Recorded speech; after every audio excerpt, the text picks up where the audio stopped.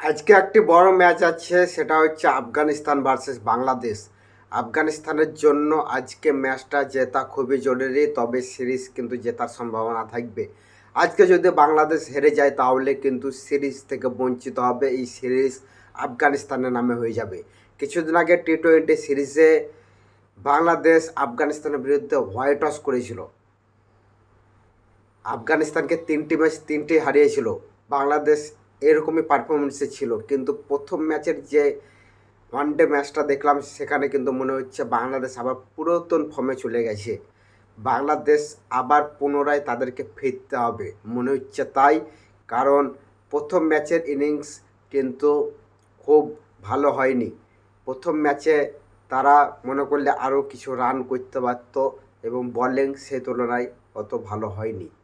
বাংলাদেশের এখন দেখতে গেলে ব্যাটিংয়ের তুলনায় বলিংটা বেশ মজবুত, তাই বলিংয়ে কিন্তু উইকেট তোলা সবথেকে বেশি জরুরি। বলিংয়ে যদি নিজের কাজটা করে দেয় তাহলে কিন্তু ব্যাটিং যেটা আছে লাইন আপ, সেখানে কিন্তু সমস্যা দেখা দিবে না। কিন্তু যদি বলিংয়ে কাজ না করতে পারে তাহলে কিন্তু ব্যাটিংয়ে বাংলাদেশকে জেতা অসম্ভব ব্যাপার।